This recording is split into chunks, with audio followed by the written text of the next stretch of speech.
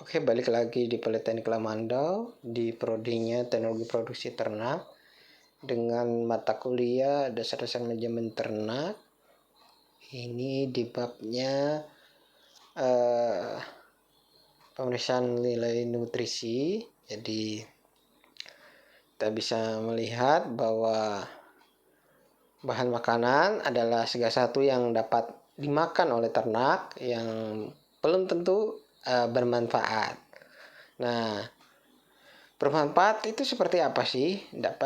Yang bermanfaat itu dapat dicerna, kemudian dapat diserap oleh tubuh. Yang bermanfaat bagi tubuh juga disebut dengan zat makanan yang terdiri dari air, protein, lemak, karbohidrat, vitamin, dan mineral.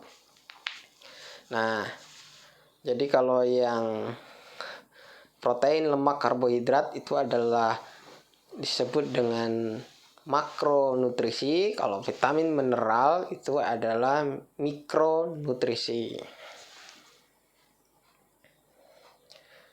Bahan makanan itu dibagi, jadi ketika ada bahan makanan itu terdiri dari bahan kering dan air. Jadi ada bahan kering dan air pada bahan makanan. Nah, bahan kering ini ada yang berbentuk organik, ada yang berbentuk anorganik. Nah, yang berbentuk anorganik ini adalah mineral. Jadi dia berbentuknya anorganik. Kemudian ada yang berbentuk organik zat makanannya. Jadi zat makanan yang termasuk organik itu apa? Yang ada susunan nitrogennya. Kemudian ada karbohidrat, lemak, vitamin. Nah, itu termasuk contoh-contoh yang organik. Nah, yang susunan nitrogenus ada kita bagi, ada protein murni dan non protein nitrogen. Jadi ada yang protein murni, ada yang non protein atau yang nitrogen N. Nah, kemudian asam amino protein murni ini kita bagi lagi di asam amino esensial, ada juga asam amino semi esensial, asam amino non esensial. Nah, yang asam amino esensial nih ada arginin, histidin, leusin, isoleusin, lisin, metionin, fenilalanin, theronin, triptofan, dan valin. Sedangkan asam amino semi esensial itu ada cistin, glisin, tirosin. Nah, asam amino non esensialnya ada alanin, prolin, serin, asam aspartat, asam glutami, hidroksiprolin. Nah, sementara kalau kita menggunakan non protein nitrogen itu ada amina, urea, asam amino bebas.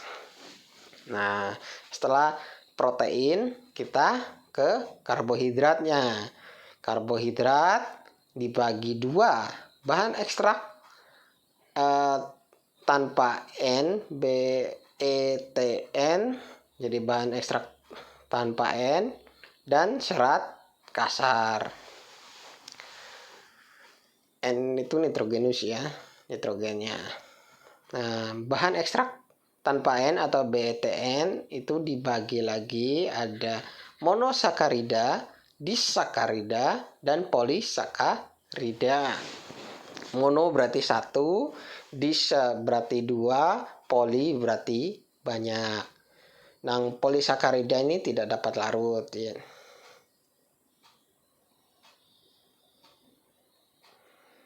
Nah, selanjutnya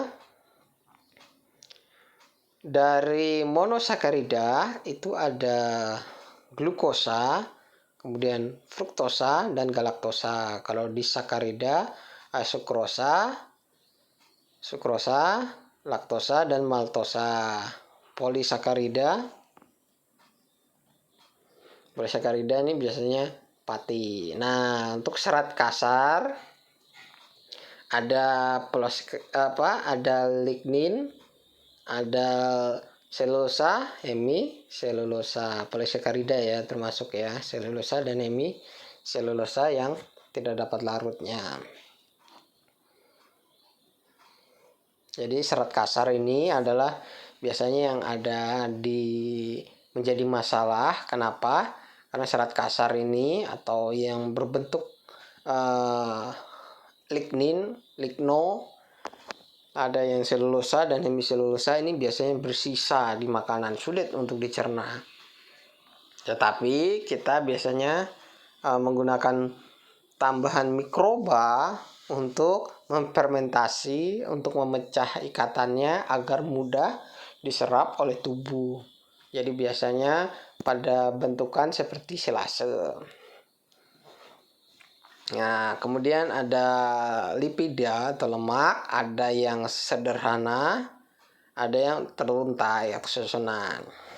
Yang sederhana itu asam lemak sterol, itu ada palmitik, oleik, leusin, sterik, kolesterol, ergosterol. Nah, kalau yang ada yang susunan tuh terbagi dari 3, ada lemak netral atau asam trigliserida, fosfolipid, kemudian terbagi lagi dengan lilin. Nah, untuk asam lemak normal itu terdapat di mana aja sih? Di ester dari gliserol dan asam lemak. Misalnya tristerin pada lemak daging sapi. Kalau untuk fosfolipida itu ada lecitin, sepalin, sphingomyelin. Nah, untuk yang lilin ini ada ester, asam lemak, dan alkohol berantai panjang, misalnya lilin tawon. Nah, kemudian kita beranjak kepada vitamin. Vitamin ini ada yang larut dalam lemak, ada yang larut dalam air. Yang larut dalam lemak itu ada vitamin A, D, E, K, atau yang biasa kita singkat AD. Nah, yang larut dalam air itu dibagi 2, ada namanya B kompleks dan asam skorbik. Nah, B kompleks ini ada campurannya, ada tiamin, riboflavin, piridoksin, asam pantotenik, niacin, asam folik, biontin, cyanocobalamin. Itu belum termasuk semuanya ya. Tapi yang kalian ketahui dulu seperti itu yang awal-awalnya. Kemudian zat mineral atau abu atau ash, nama lainnya, itu terbagi zat mineral esensial dan kemungkinan zat mineral esensial. Nah, untuk yang mineral esensial itu dibagi 2, ada makro, ada mikro. Yang makro apa aja? Ada Ca, P, Mg, Na, K, Cl, dan S. Kalau untuk mikro, Fe, Cu, I, Co, Zn, Mn, Se, Mo, Fi, Ba, Br, Sr, V, dan Cr. Nah, yang terakhir 6 itu adalah air. Jadi macam kandungan zat makanan dalam pakan perlu diketahui semua. Kenapa? Karena nanti untuk kita menganalisis bahan makanan yang sangat banyak dan sangat kompleks, yang tentunya itu perlu banyak tenaga, waktu, dan biaya. Sehingga kita sederhanakan bisa dengan mengelompokkan zat makanan tersebut dengan sifat fisik dan kimianya, dan analisis khusus yang mungkin diperlukan. Nanti setelah itu disempurnakan atau yang dikenal dengan analisis proksimat. Nah, Proximus itu terdekat dalam menggambarkan komposisi zat makanan bahan pakan. Nah, sampai sekarang dikenal dengan analisis proksimat. Itu yang pertama adalah buatan Henneberg dan Stomat dari Wende, Jerman Timur. Nah, itu ya. Ya, sekarang kita kenal dengan analisis proksimat. Nah, bahan makanan ini mengikalkan kembali, ada air, bahan kering, kemudian bahan kering itu ada dibagi mineral atau abu, bahan organik. Nah, untuk bahan organik dibagi lagi protein kasar, bahan organik tanpa N. Bahan organik tanpa N itu dibagi lemak kasar dengan karbohidrat, kemudian karbohidrat dibagi lagi serat kasar dan bahan ekstrak tanpa N, BETN. Seperti itu pembagiannya ya. Nah, untuk bahan kering ada bahan kering sebagian sama bahan kering bebas air. Nah, kalau untuk prinsipnya sebagian airnya diuapkan sampai kadar bahan airnya maksimal 14% supaya jamurnya tidak tumbuh. Sementara bahan kering bebas air itu semua airnya diuapkan, kadar bahan airnya 0%. Nah, cara pembuatannya kalau untuk bahan yang kering bebas air itu kering di oven di 60 derajat Celcius atau kering matahari. Jadi nanti penyimpanannya waktunya lebih lama. Seperti itu. Ini cara untuk kering sebagian di oven 65 derajat Celcius selama 2-3 hari, dikeringkan dengan sinar matahari. Itu kalau yang untuk bahan kering bebas air dikeringkan dalam oven 105 derajat sampai beratnya tetap selama kurang lebih 1 malam. Nah, kegunaannya apa? Kalau untuk yang ini bahan pakan tahan lama disimpan dan kandungan nutrisinya tetap stabil. Nah, untuk bahan analisis proximatnya lebih lanjut dan untuk perhitungan membandingkan nilai nutrisi antara satu bahan lain dengan bahan satunya. Nah, kadar air apa ditentukan dari berapa persen sih kehilangan berat pakan setelah dikeringkan dalam oven dibagi 105 derajat Celcius sampai berat bahan pakan tersebut tetap. Itu ya. Disebut moisturize bukan air. Kenapa? Karena moisturize itu kadar air di dalam senyawanya. Jadi senyawanya itu berat di dalam bagian bahan pakannya. Jadi moisturize itu kadar airnya, tapi itu bukan air dalam arti yang harafiah bahwa water dalam bahasa Inggris. Nah, bahan pakar berkadar air tinggi yang lebih besar dari 14% itu mudah berjamur atau busuk. Karena itu bisa menyebabkan juga jamur-jamur tumbuh kalau posisi ada kadar airnya yang berlebihan. Nah, itu diatur di ransum ternak, jadi kadar air itu 13-14%. Jadi biasanya pakan ternak itu biasanya di oven dulu. Nah, untuk abu, jadi kita mendapatkannya dari bahan pakan yang dibakar pada suhu 500-600 derajat Celcius. Nah, setelah semua bahan keringnya bebas air, semua bahan organik terbakar dan teruapkan, nah sisa pembakaran itu dianggap sebagai mineral dari bahan pakan tersebut. Nah, tapi tetap tidak menggambarkan mineral apa saja yang ada dalam bahan pakan tersebut karena terjadi penguapan mineral yang tidak terduga lainnya. Jadi hanya menggambarkan secara kasar kandungan mineral pada bahan pakan. Nah, ini cara mencari kadar abu. Jadi berat bahan setelah dibakar dikurangi berat bahan sebelum dibakar dikalikan dengan 100. Kalau kadar abu berdasarkan bahan kering bebas air, jadi berapa persen kadar abunya dibagi dengan berapa persen bahan kering bebas airnya dikali dengan 100.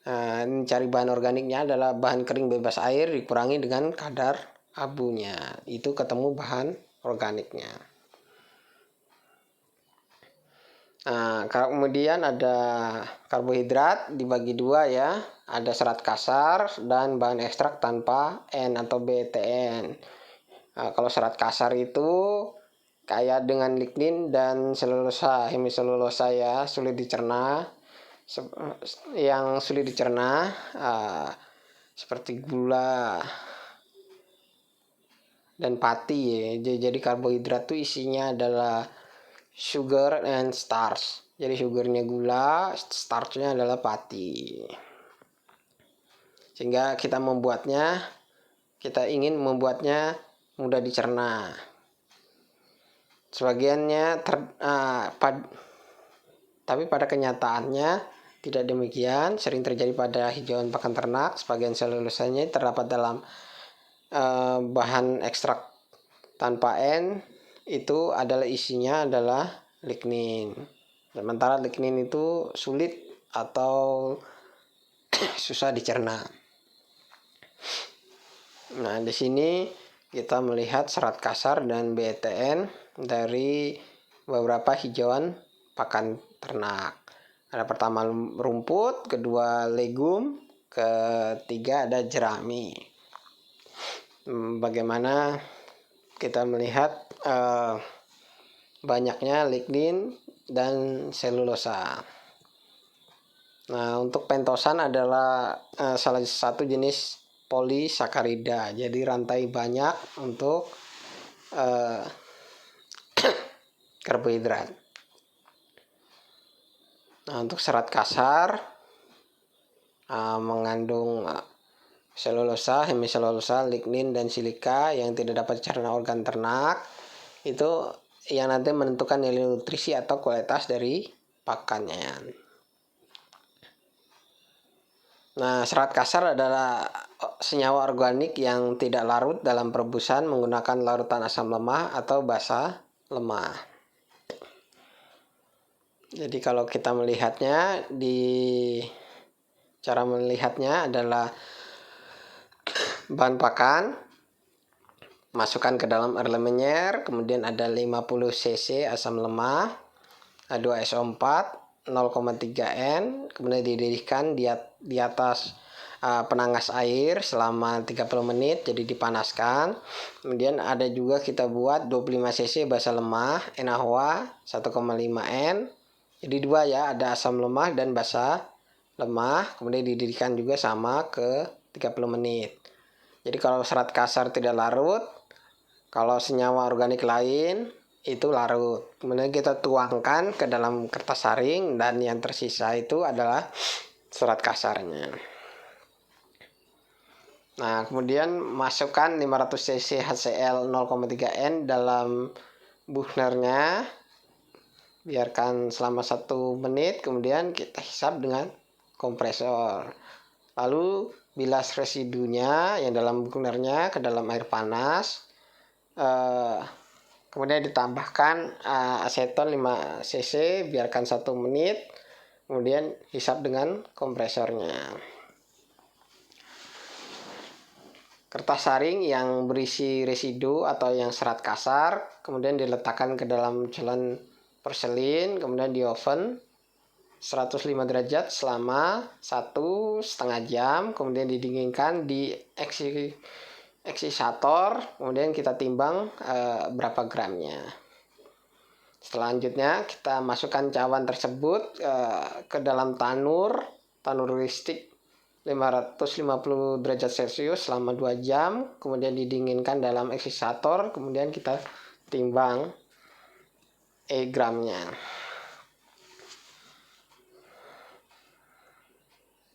Nah, serat kasar adalah seperti yang lihat berdasarkan bahan kering bebas airnya dibagi dengan berapa persen bahan kurang bebas air ini. Kemudian disama dengan berapa persen serat kasar dikali dengan 100.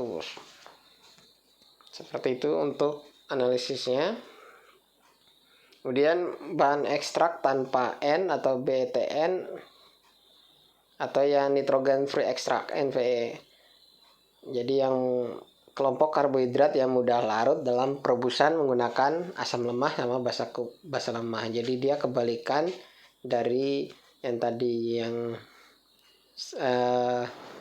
serat kasar yang lignin dan hemiselulosa selulose. Bedanya yang ini lebih mudah larut dalam asam lemah dan basa lemah. Seperti itu. Oke, selesai.